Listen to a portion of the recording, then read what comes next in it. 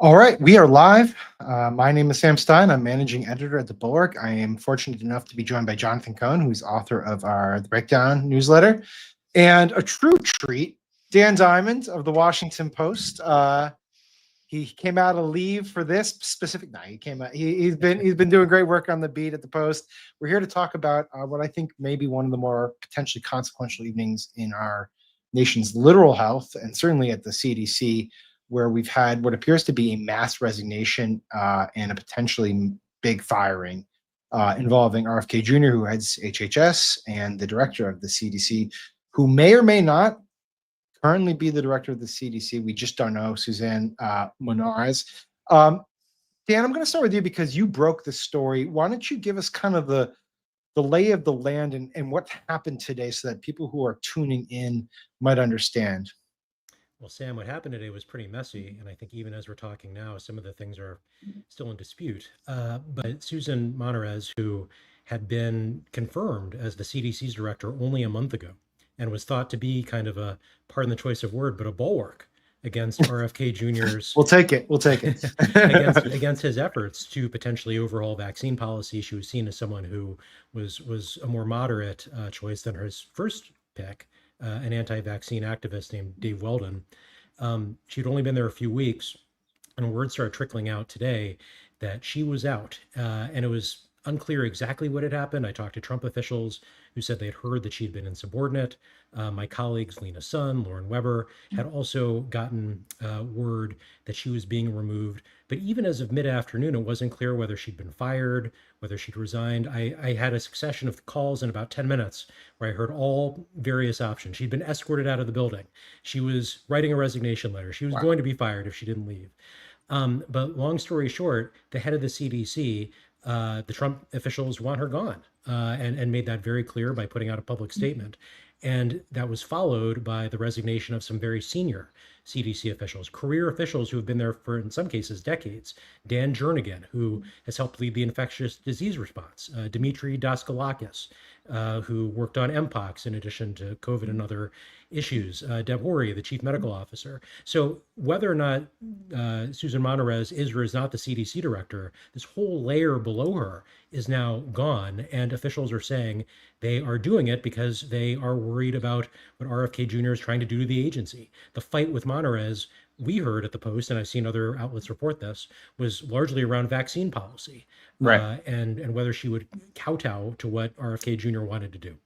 So, Jonathan, let's assume, I think it's a fair assumption, that the catalyzing event here is vaccine policy, as Dan's talking about. Lay out what the actual vaccine policy decisions at issue are here. Yeah, so I mean, there's a bunch actually, and there's several pieces to this. They are in the process of revising recommendations for right now. First of all, COVID vaccines. They just came out this week with a new recommendation which came from the Food and Drug Administration, actually. Right. And it gets very confusing because there's recommendations for authorization from FDA, then CDC's committee makes its own recommendations. But they're in the process, and they've been sort of in the process of revising this, of deciding who should be authorized or recommended to get COVID shots. And there's a big dispute. Career scientists at CDC, most of the medical establishment in the United States believe, for example, pregnant women should be getting it. They think that children, even if they're not high risk, should be getting the shots. Kennedy and his team are pushing back against that. So we have that going on. We have separately some other disputes, debates playing out over some future recommendations about other vaccines. There's an ongoing dispute about what will be included in liability protection. And some of these decisions are CDC decisions, some are HHS decisions, some involve FDA, but CDC's directly or indirectly would normally be part of most of these discussions. And so there's just a big divide between the scientists at CDC and RFK and the people he's brought in. And briefly, just talk about what he did, RFK Jr. did with the advisory committee, which kind of preceded all of this stuff. Yeah. So there's this advisory committee, which is outside scientists who are brought in on sort of staggered terms, not historically a political group. It could be controversial, but not a political group per se. Right. And presidents come in and then they sort of appoint new members, or they get appointed through HHS. and it's their job to make recommendations over who should get vaccines, what vaccines, and who should get them. Kennedy came in. It would be normal. There'd be some vacancies naturally. It would be normal for him to replace, fill the vacancies. But he went beyond that, and he basically purged them. He got rid of everybody. He said, "Thank you for your service. You're all gone." He said later he thought they were corrupted by conflicts of interest, which was an unfair charge, but that's a separate story, and has brought in new people, almost all of whom are well known for their being skeptics, opponents of vaccination. And frankly, I don't want to paint them with one brush, but you have people who I think it's safe to say their views are quite outside the mainstream and are very controversial. So Dan, I've been talking to some folks. I'm not JV compared to you and Cohn when it comes to reporting on this. I'm like fifth string type down the totem pole. I don't feel that way. You're always breaking stuff that I'm jealous of. Well, thank you. I appreciate it. Well, I'll Venmo you guys later. But I was talking to some folks about the leadership structure, and the reason that this at the CDC, and the reason this hit home for them is that they felt like the people who were there, Dan Jernigan, Demetre specifically, the reason they had stuck around for 7 months is that they felt like they would stay and try to protect the science, and that it was only when it became clear that they couldn't protect the science or that the science was being manipulated that they would resign in protest. And so the resignations tonight by those officials really stood out to them as sort of a signature moment where we've crossed some kind of Rubicon. Can you talk a little bit about whether that's what you're picking up within the CDC, that they felt like something happened in which they no longer could protect the science around vaccinations? You're asking me? Yes. Well, let me offer two caveats first. First, Sure. As you alluded to, Sam, I have been on paternity leave. I'm just coming back. I was not planning on doing any TV or anything, like any big stories. It's not TV, baby. It's YouTube. Well, and thank God for that, because I'm dressed accordingly. But so I haven't been as plugged in the past couple of months. And also, we have a wonderful CDC reporter, Lena Sun at the Post, who really is like the dean of the beat. And she's the best. What she says goes. But I will say, the interpretation that this is a signal event at the CDC, absolutely, obviously. These are people who, regardless of administration, had earned the faith and trust of people inside and also outside CDC. If Dan Jernigan or someone like Deb Horry, your viewers might remember early in the COVID response, it wasn't a political official who sounded the alarm about being scared about COVID. It was a career official at CDC who, on a teleconference, said, "Get ready, that things are going to be rough in the coming weeks and months." So career officials at CDC carry a lot of weight in the field, and to lose so many in one day, regardless of what happens with Susan Monterez, that alone is like a red alert story. But losing also the politically appointed director, and that may or may not happen according to Susan Monterez and her lawyers. It does feel like a dividing line potentially of CDC, up until this point and beyond. Talk quickly, Dan, about the efforts by Monterez to, or her allies, I should say, to salvage things or to at least protect her. I'll just read a little bit because this is worth timeline, and then after I read the timeline, I'm going to pass it to you. But so what happens here is all this reporting breaks out that she's out. The Department of Health and Human Services Twitter account actually at about 5:35 tweets out that she is no longer the director of Centers for Disease Control and Prevention. They thank her for her service, her dedicated service to the American people. They say Secretary Kennedy, that's RFK Jr., has full confidence in his team at the CDC, who will continue to be vigilant in protecting Americans against infectious diseases at home and abroad. Then, not even 2 hours later, Mark Zaid, a well-known lawyer in DC who represents whistleblowers and government officials, he says he and Abby Lowell, who's another well-known lawyer representing a number of people who are suing or in the crosshairs of the Trump administration, say they represent Monterez. And contrary to government statements, neither she nor has resigned nor yet been fired. And Mark says she will not resign. I reached out to Mark. I said, what's going on here? His response to me is, quote, "We're waiting to see what the White House wants to do. Our view is that only the president can fire her." As of 8:43, Mark says that still has not happened. So that's where we're at. But prior to all this, as you report, there was an effort to try to I don't know what you would call it, save her, make sure that she wasn't fired? How would you describe it? And tell us what happened. I think the play-by-play probably best to start on Monday when there was a meeting, and we get into this in our story at the Washington Post. But there was a meeting between RFK Jr., his aides, Stephanie Spears specifically, and Susan Monterez, where she was pushed, we understand from our sourcing, on whether she would agree to make coronavirus vaccine changes. And her response essentially was, I can't give you a blanket. I will agree to make these changes. I need to talk to my experts. I can't talk in, hypotheticals that I would necessarily and specifically do what the Trump administration wants me to do. That didn't sit well. And some pressure that I think had already been on her in recent weeks quickly ratcheted up. There were conversations with the White House, other officials at HHS.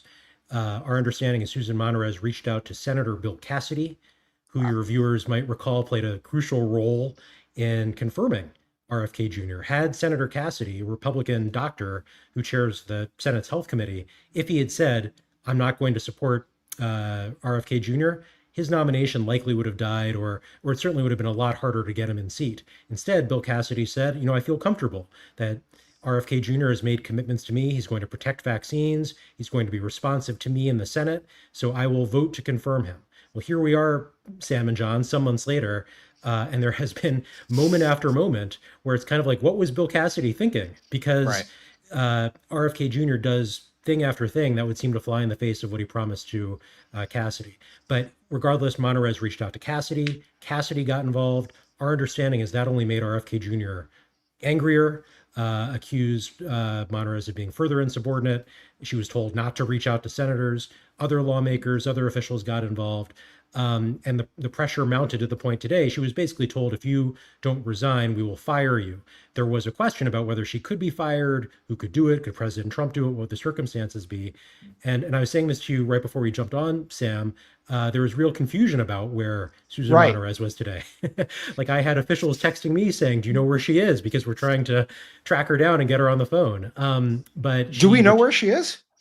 I was told by somebody, I'm not sure I should say without further confirmation, but I think we have multiple sources that she was in DC today at the CDC DC office. But regardless, her lawyers have said she's not gotten word. She's essentially daring the White House to try to fire her, and that she is holding herself up as a protector of public health and science, and saying if RFK Jr. and the administration try to fire me, it will be over these grounds of trying to undermine public health.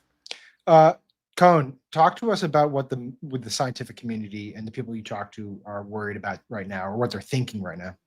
Yeah. So, I mean, there's sort of a couple layers to this. And first, I just say, again, the reporting on this was great. Dan and you and your colleague, just fantastic reporting. There's a couple of layers. So first, this is not the picture of an organization that is well run, right? Actually, I was talking to Ashish Jha a little earlier, and he said there's sort of question, is this malice or incompetence? Which is, there's a certain, as a Washington writer, you're like, wow, can you believe how kind of disorganized, they don't know what they're doing, and this is so backbiting. But, this is our command and control center for public health.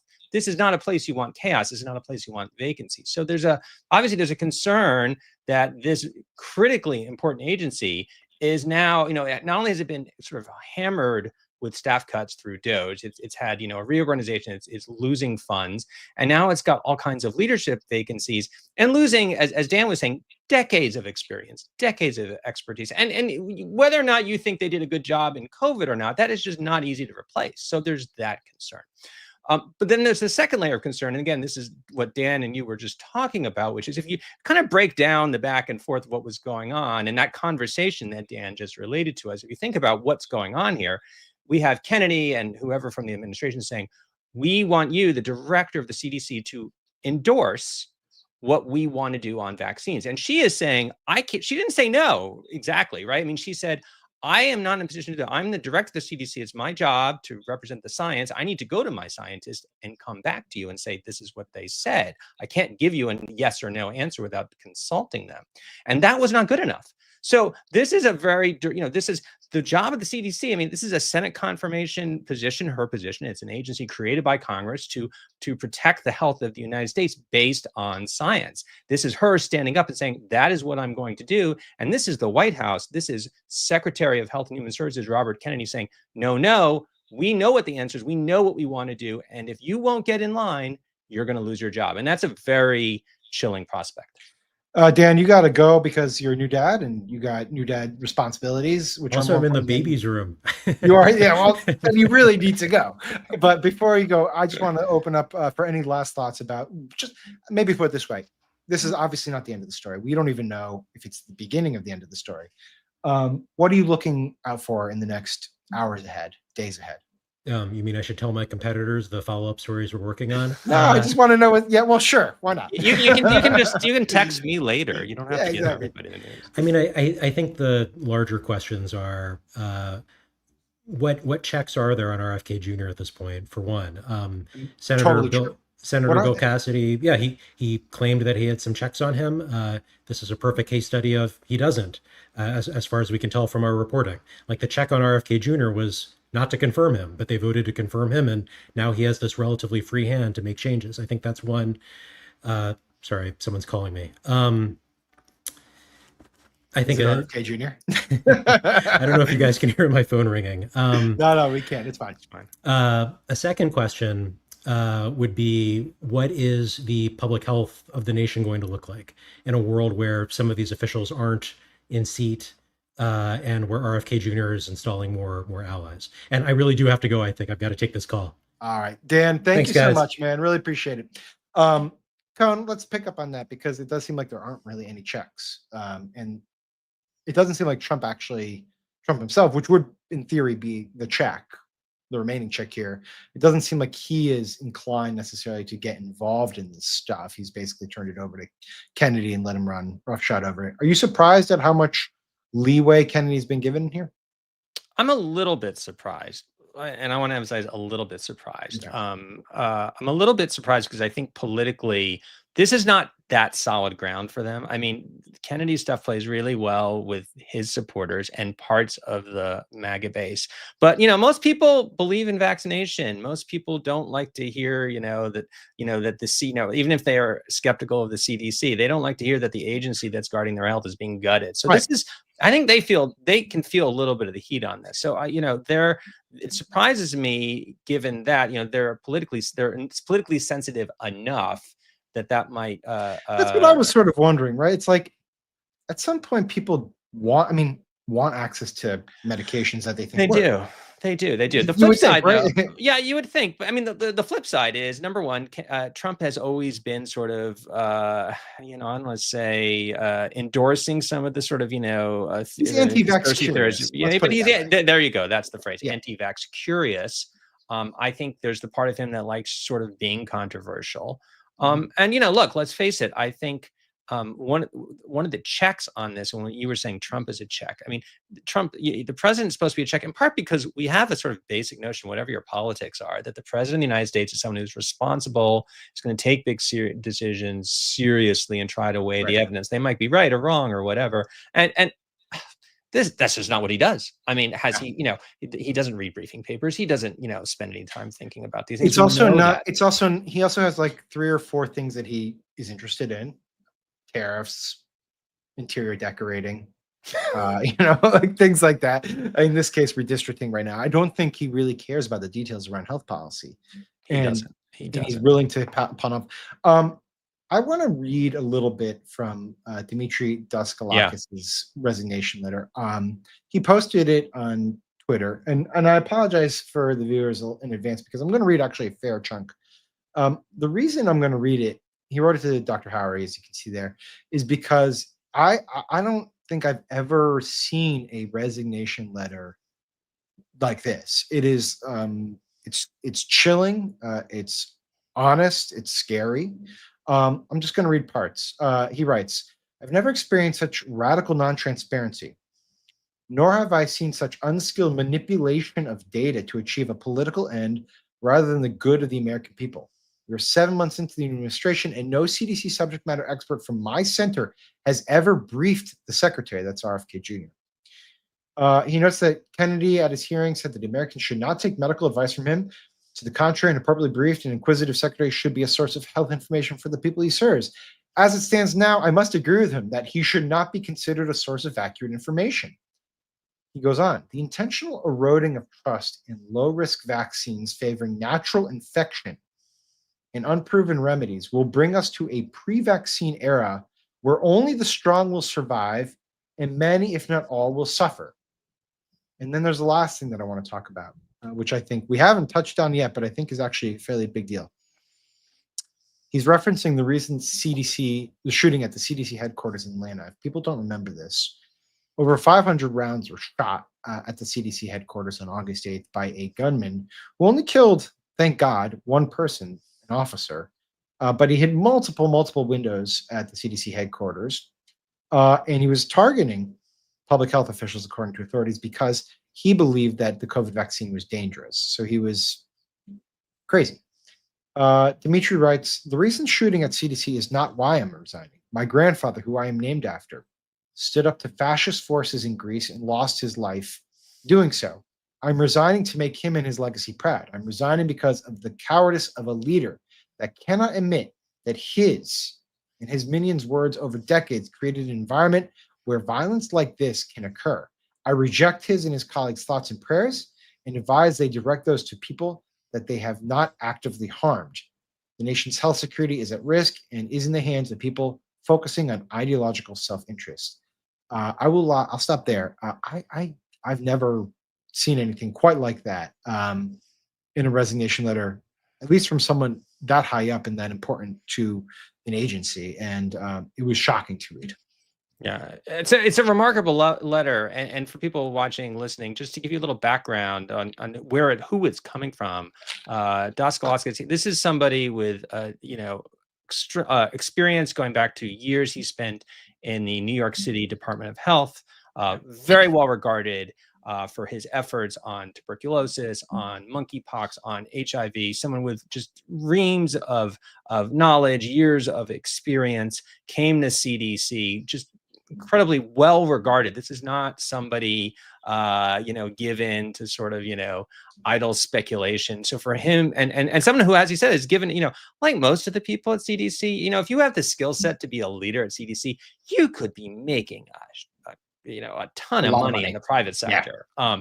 And he didn't. He's here at CDC serving the public as a career public servant. So somebody who for him to leave.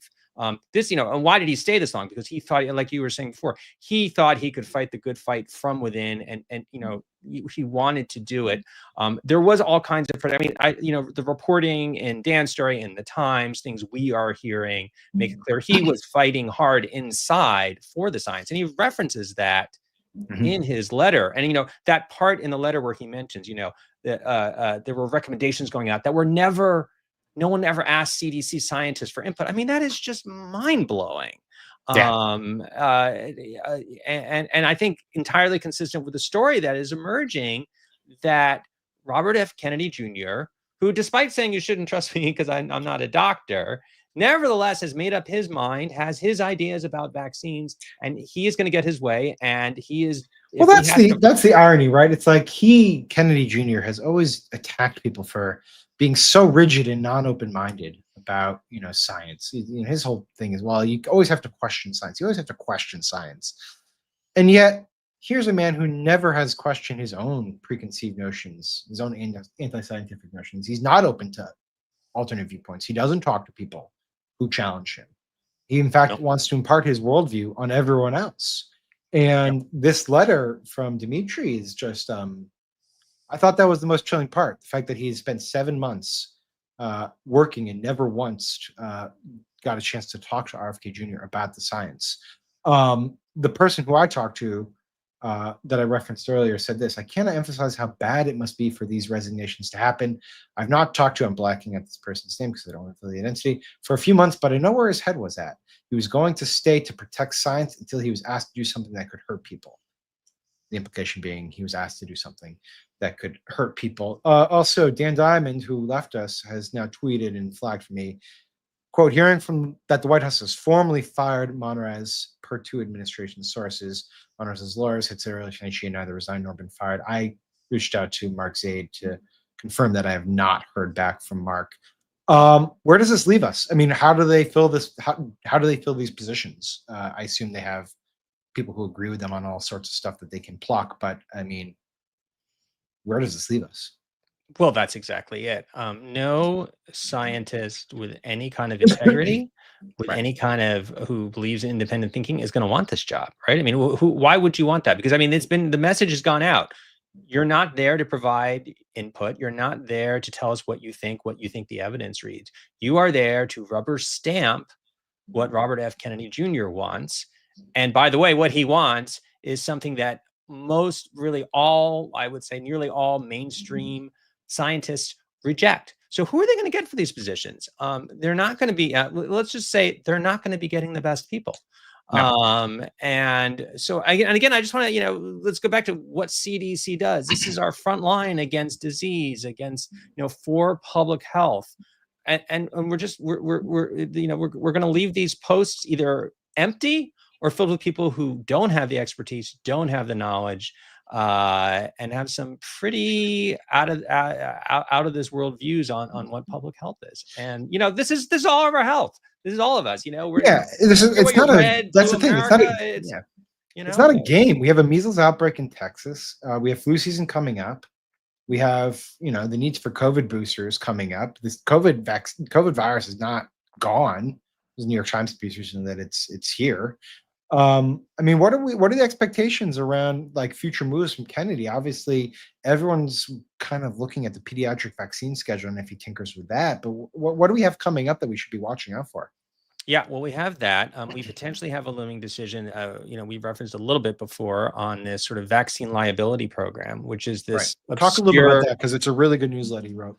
Yeah. So, vaccines, are protected if are protected against lawsuits through a sort of traditional no fault system, where basically if you think you've been injured by a vaccine and you can demonstrate that you have the injury, there's a payout. This system was created in the 1980s because we were getting shortages of vaccines because there were lawsuits against manufacturers. And a lot of these lawsuits, frankly, they were pretty tenuous. The cases, the people said that, these horrible things happened to people who got shots, but it wasn't clear. And in fact, frequently was not because of the shots. And the manufacturers were like, look, we're losing too much money on these. We're not going to make vaccines. So they created this system where basically you can get a payout, you can get compensated for your injury, so you can pay your medical bills. And in exchange, the vaccine manufacturers don't have to worry about getting these lawsuits. And that's basically stabilized the vaccine. And he can just change, and RFK Jr. can just change that. Just say, you know what, we're gonna make them liable to any lawsuit out there. If someone thinks they've been injured by a vaccine, suddenly they can sue the vaccine manufacturer and they'll have to pay. So for most of the vaccines that are currently protected, so like the measles vaccine, the MMR vaccines like that, the DTaP, he could change it. You have to do it through the regulatory process, assuming they want to follow the normal procedures, which can take a few months. But they could do it through the regulatory process. For COVID shots specifically, because for reasons that have to do with it being a public health emergency, because they're actually under a different liability shield. It kind of works the same way, but it's a different program. And that one, Kennedy can just sign a piece of paper. That does not have to go through the whole regulatory process. So he can just release a letter tomorrow or next week or next month, and say that the COVID vaccines are no longer covered under this liability shield. And I will say, I was talking to someone about this today, and it's quite possible it would be done in a slightly roundabout legal way, that it wouldn't sound quite like that's what he was doing, but it would have the same effect.